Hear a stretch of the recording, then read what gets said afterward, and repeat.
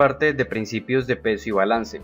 Como lo dijimos en el video anterior, debido a que este tema es un poco extenso, se separó en dos videos. En la parte 1, es decir en el video anterior, vimos los temas relacionados con los efectos del peso en una aeronave, definiciones y figuras de pesos, limitaciones de peso estructurales y limitaciones de peso por rendimiento. En este video veremos los temas relacionados con distribución de peso y centro de gravedad, consideraciones de estabilidad y control y límites de centro de gravedad. Así que iniciemos con la distribución del peso en una aeronave. La distribución del peso es de extrema importancia, ya que esta puede cambiar las características de estabilidad y rendimiento drásticamente. Es decir, en otras palabras, que no solamente importa la cantidad de peso a bordo de una aeronave, sino también la distribución del mismo. Es decir, que estamos hablando directamente del control de balance, más precisamente la posición del centro de gravedad en una aeronave. Recordemos entonces el concepto acerca de centro de gravedad, o CG. Este es el punto en el cual se considera ejercido todo el peso de la aeronave, y si la aeronave se suspende de este punto estaría en equilibrio. Como una nota adicional, en algunos casos se puede llamar también centro de masa. Y debemos notar que este punto es tridimensional, lo que significa que se mueve a través de los tres ejes de la aeronave, a través del eje longitudinal, como se puede ver en el ejemplo, a través del eje lateral, y también a través del eje vertical. Vale la pena recalcar que la posición del centro de gravedad a través de todos estos ejes depende de la distribución del peso a bordo. Y para efectos de peso y balance, el movimiento más crítico del centro de gravedad es aquel que ocurre en torno a los ejes longitudinal y lateral. Por lo tanto, veamos entonces un poco más en detalle cómo se mueve el centro de gravedad en torno a estos dos ejes. Iniciando entonces con el movimiento del centro de gravedad a través del eje lateral. Debemos saber que las aeronaves tienden a ser simétricas en cuanto a la distribución del peso en el eje lateral. Esto significa que si vemos una aeronave desde la parte frontal y la partimos en dos, ambos lados pesarán casi lo mismo, lo que ubicaría entonces el centro de gravedad justamente en el centro del eje lateral, lo que nos brinda características favorables de estabilidad. Sin embargo, puede que en algunos casos se experimenten condiciones fuera de balance en cuanto al eje lateral, y la principal causa es el desbalance de combustible. Como sabemos, los diseños convencionales tienden a ubicar los tanques de combustible en los planos. Por lo tanto, estos afectan la distribución del peso en el eje lateral y por lo tanto también al centro de gravedad.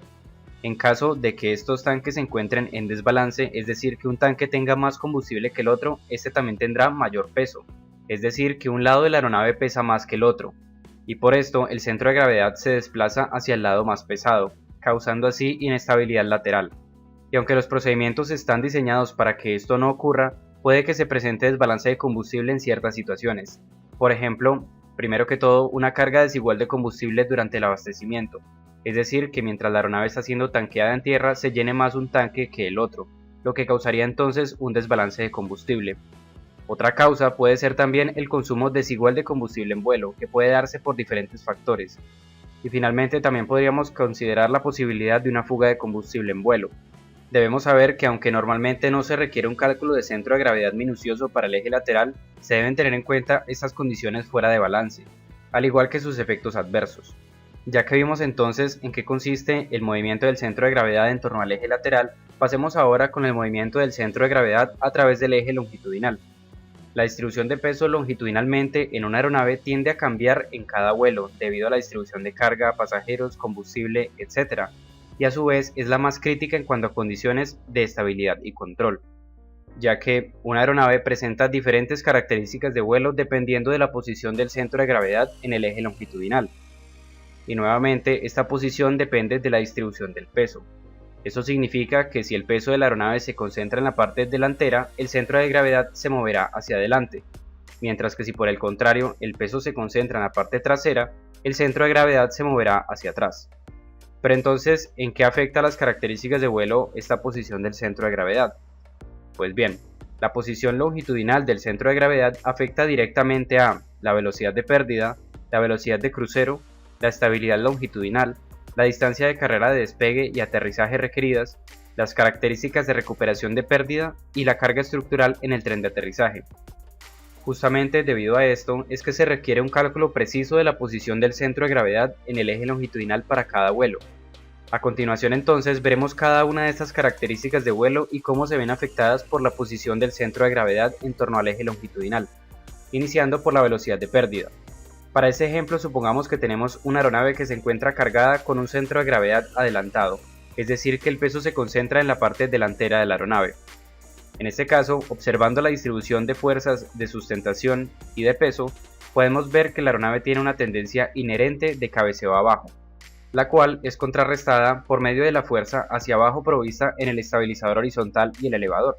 Sin embargo, observando un poco más en detalle esta condición, podemos ver que la fuerza en la cola, es decir la del estabilizador horizontal, actúa en la misma dirección que el peso, es decir hacia abajo, como si fuera un peso adicional. Esto significa que la sustentación no solamente debe contrarrestar ahora el peso, sino también que debe contrarrestar la fuerza hacia abajo en la cola. De esta manera, para poder lograr el vuelo a nivel se requiere entonces un aumento de sustentación, y al tener que volar con mayor sustentación, la aeronave alcanza el ángulo de ataque crítico a mayor velocidad, es decir que la pérdida se produce a mayor velocidad, con lo cual podemos concluir que la velocidad de pérdida es mayor con un centro de gravedad adelantado. Podríamos también verlo desde el punto de vista que el peso aparente de la aeronave aumenta, y al aumentar el peso, la velocidad de pérdida también aumenta. Veamos ahora qué sucede con la velocidad de pérdida con un centro de gravedad atrasado. En este caso, si observamos la distribución de fuerzas de sustentación y peso, podemos observar que con un centro de gravedad atrasado no se produce la tendencia de cabeceo abajo. Esto significa que la fuerza hacia abajo del estabilizador horizontal y el elevador es casi nula o inexistente. Si analizamos más de cerca esta condición, podremos ver que al no haber fuerza hacia abajo en la cola no hay un peso adicional, es decir que la sustentación no debe aumentar significativamente.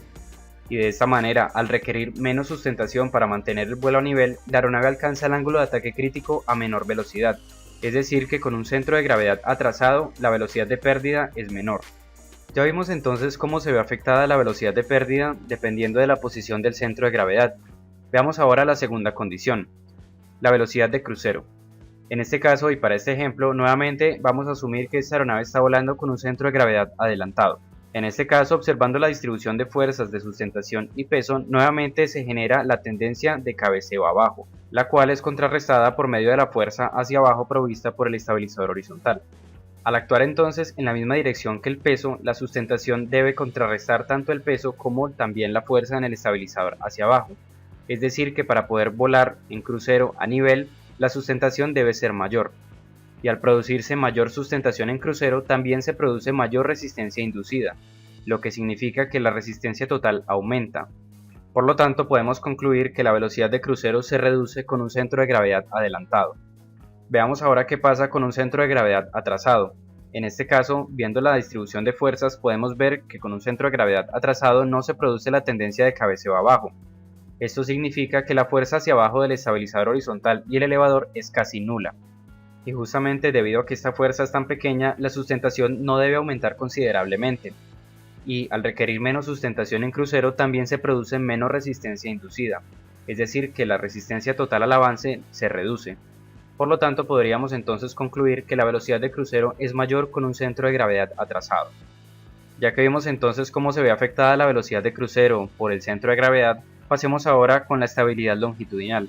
Como vimos en el video acerca de estabilidad en los tres ejes, ubicar el centro de gravedad por delante del centro de presión brinda estabilidad longitudinal, ya que en esta configuración la aeronave presenta una tendencia inherente de regresar a la condición de equilibrio debido justamente a la fuerza producida en el estabilizador horizontal.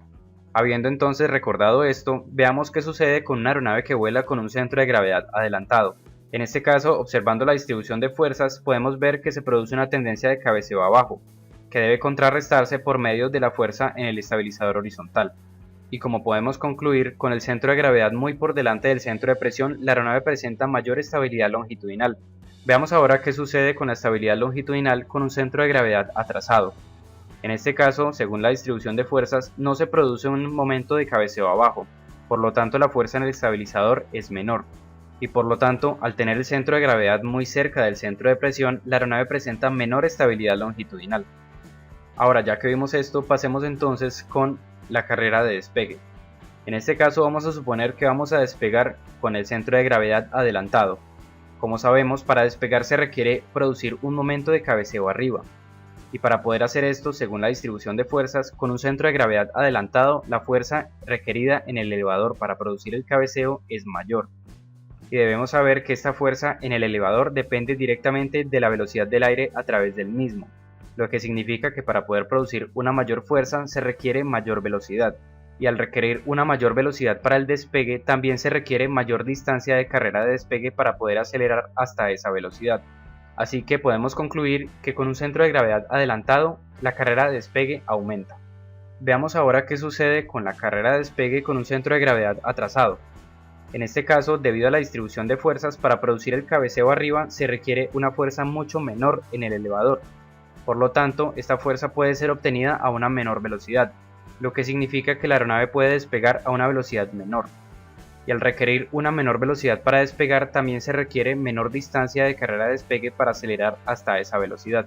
Así que, en conclusión, con un centro de gravedad atrasado, la carrera de despegue requerida se reduce. Algo similar ocurre con la carrera de aterrizaje. En este caso vamos a suponer que vamos a aterrizar con un centro de gravedad adelantado. En este caso, para realizar el flare o la recogida durante el aterrizaje se requiere mantener la nariz en actitud de cabeceo arriba. Y nuevamente, para producir el cabeceo arriba se requiere una cierta fuerza en el estabilizador horizontal. Al tener el centro de gravedad tan adelantado, la fuerza en el elevador para poder mantener la nariz arriba es mayor, y ya que esta fuerza depende de la velocidad del aire, la aeronave debe aterrizar con una mayor velocidad. Al requerir entonces una mayor velocidad para aterrizar, también se requiere mayor distancia de carrera de aterrizaje para poder frenar. Por lo tanto, en conclusión, con un centro de gravedad adelantado, la carrera de aterrizaje requerida es mayor. Lo contrario sucede con un centro de gravedad atrasado. En este caso, nuevamente se requiere mantener la actitud de nariz arriba durante el aterrizaje. Y debido a la distribución de fuerzas, la fuerza requerida en el estabilizador horizontal y el elevador es menor, lo que significa que se puede aproximar y aterrizar a una menor velocidad. Al requerir menor velocidad para el aterrizaje, también se requiere una menor distancia de carrera de aterrizaje. Por lo tanto, podemos deducir que con un centro de gravedad atrasado, la carrera de aterrizaje se reduce. Ya que vimos entonces lo concerniente a las carreras de despegue y aterrizaje, veamos ahora las características de recuperación de pérdida. Para este ejemplo nuevamente vamos a suponer que el centro de gravedad se encuentra adelantado. Según la distribución de fuerzas, sustentación y peso, se produce una tendencia inherente de cabeceo abajo, la cual es contrarrestada por la fuerza en el estabilizador horizontal hacia abajo. Esto significa que en caso de una pérdida, la aeronave naturalmente tenderá a bajar la nariz, reduciendo así el ángulo de ataque y recuperando la pérdida naturalmente, lo cual se considera una característica de recuperación de pérdida favorable. Ahora veamos qué pasa con un centro de gravedad atrasado. En este caso, debido a la distribución de fuerzas con el centro de gravedad atrasado no se producen tendencias de cabeceo significativas, es decir, que la fuerza en el estabilizador horizontal también es bastante pequeña. Por lo tanto, en caso de una pérdida, la aeronave no bajará la nariz naturalmente, y en algunos casos puede que incluso mantenga una tendencia de cabeceo arriba, lo cual agravaría aún más la pérdida. Por lo tanto, decimos que, con un centro de gravedad atrasado, las características de recuperación de pérdidas son desfavorables. Finalmente veamos el último factor, la carga estructural en el tren de aterrizaje. En este caso, con un centro de gravedad adelantado se depositaría mayor peso en el tren de nariz, mientras que con un centro de gravedad atrasado se deposita mayor peso en el tren principal, esto hablando en una configuración de tren de aterrizaje tipo triciclo, y se debe tener en cuenta que algunas aeronaves pueden tener limitaciones estructurales de diseño con respecto a la carga ejercida en el tren de aterrizaje, ya sea el delantero o el principal. Por lo tanto, esta distribución de peso depende mucho de las limitaciones de la aeronave y su diseño como tal. Ya que vimos los factores y las características de vuelo que se ven afectadas por la posición del centro de gravedad, veamos un resumen con respecto a un centro de gravedad adelantado y atrasado. En primer lugar, con un centro de gravedad adelantado obtendremos una mayor velocidad de pérdida, caso contrario a un centro de gravedad atrasado. Con un centro de gravedad adelantado también obtendremos una menor velocidad de crucero, es decir que la aeronave es menos eficiente en comparación con un centro de gravedad atrasado.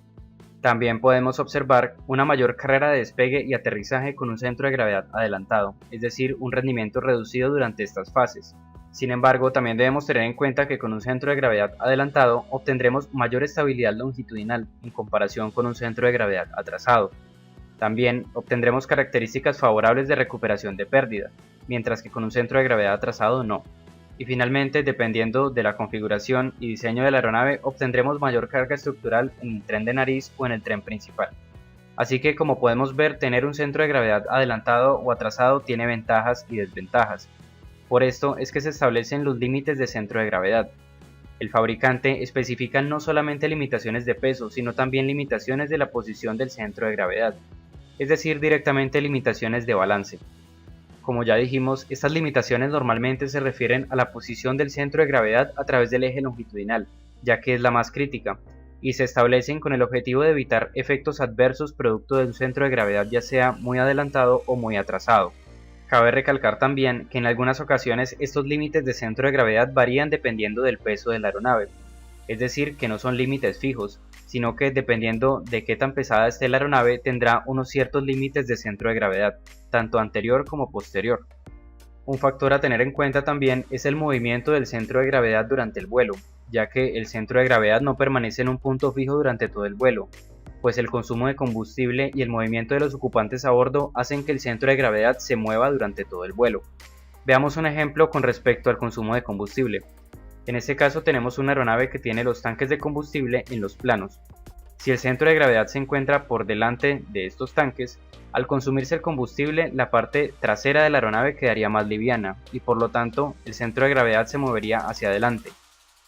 Mientras que si el centro de gravedad se encuentra detrás de los tanques, el consumo de combustible causará que la parte frontal quede más liviana y el centro de gravedad se mueva más hacia atrás. Por lo tanto, durante el cálculo de peso y balance se debe tener en cuenta el efecto del consumo del combustible estimado en la posición del centro de gravedad.